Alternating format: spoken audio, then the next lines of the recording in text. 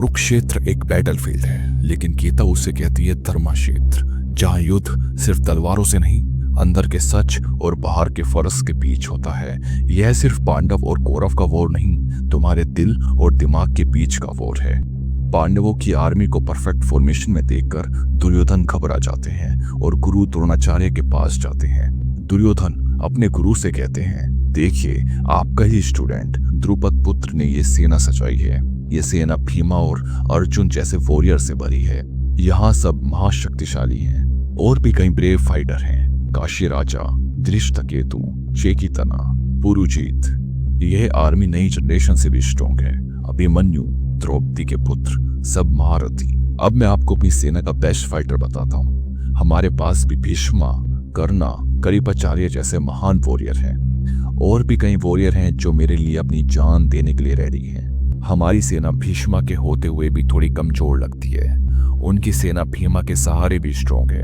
दुर्योधन बोलते हैं, सभी योद्धा अपने अपने मोर्च स्थानों पर खड़े हो जाइए और सबसे पहले भीष्मा पितामह की रक्षा करना। भीष्मा पितामह ने शेर के घोष जैसा गरज कर अपना शंख बजाया। इसे सभी का उत्साह बढ़ गया। शंख, भेरी, ढोल, तुरहाई सब एक साथ बज उठे। पूरा मैदान शब्दों से गूंज उठा। कृष्ण यानी माधव और अर्जुन अपने सफेद घोड़े वाले रथ में खड़े हो जाते हैं और दोनों अपने दिव्य शंख बजाते हैं। कृष्ण ने पंचजन्य शंख बजाया, अर्जुन ने देवदत्ता बजाया, भीमा ने महाशंख पुंडरा बजाया। पूरा पांडव पक्ष से हर योद्धा अपना अपना शंख बजाता है। ये यूनिटी और रेडी होने का संकेत है। शाखाओं की गूंज इतनी जोरदार थी, लोगों के दिल कांप गए। धरती और आकाश भी गूंज उठे। कपिध्वज यानी अर्जुन ने दुर्योधन के सैनिक को व्यवस्थित देखा और उसने अपना धनुष उठा लिया। अर्जुन कहते हैं, हे कृष्णा, मेरे रथ दोनों सेनाओं के बीच ले चलो ताकि मैं देख सकूं कि मुझे किनसे युद्ध करना है। अर्जुन कहते हैं, मैं देखना चाहता हूं कि इन लोगों को जो दुर्योधन के पक्ष में खड़े हैं और इस अन्याय के युद्ध में उनके लिए लड़ रहे हैं। संजय कहते हैं, अर्जुन के कहने पर कृष्णा ने रथ दोनों सेनाओं के बीच खड़ा कर दिया।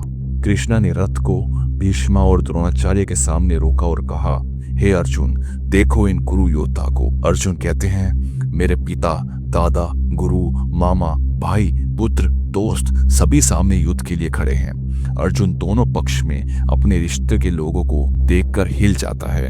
अर्जुन कहता है, हे कृष्णा, इन अपनों को युद्ध के लिए तैयार देखकर मेरा हृदय दुख से भर आया। मेरा गांडीव धनुष हाथ से छूट रहा है। मेरे त्वचा जल रही है। मैं खड़ा भी नहीं हो पा रहा हूँ। मेरा मन घूम रहा है। हे कृष्णा, मैं हर तरफ अशुभ संकेत देख रहा हूँ। अपने ही लोगों को मारना मुझे ठीक नहीं लग रहा।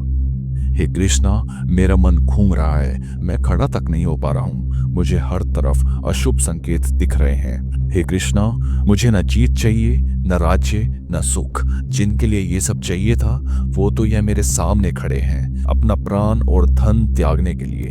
हे कृष्णा, अपने गुरु, पिता, पितामह, बेटा, रिश्तेदार, इन सबको मैं मारना नहीं चाहता, चाहे मुझे तीनों लोगों का राज्य क्यों ना मिल जाए। हे कृष्णा, दुर्योधन और उसके भाइयों को मारकर मुझे क्या मिलेगा? मुझे लगता है कि उसको तो सिर्फ पाप ही मिलेगा। हे कृष्णा, चाहे दुर्योधन लोग लालच में अंधे हो गए हों, पर हम तो समझदार हैं, फिर हम अपने को कैसे मार सकते हैं? जब एक कुल का विनाश होता है तब उसके सारे धर्म भी मिट जाते हैं, और जब धर्म नहीं होता तब अधर्म बढ़ता है।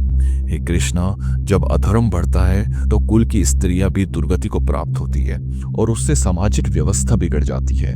अर्जुन कहते हैं, जब कुल की स्त्रियां पतित होती हैं तो उनसे पैदा होने वाली पीढ़ियां बिगड़ जाती हैं और ऐसे लोग नरक के पात्र बनते हैं। पितरों के लिए क्रिया भी बंद हो जाती है। जब वर्णासंकर बढ़ता है तब समाज के जाति धर्म और कुल धर्म भी खत्म हो जाते हैं। हे कृष्णा, मैंने सुना है कि जिनके कुल धर्म नष्ट हो जाते हैं उनका स्थायी वास नरक में होता है।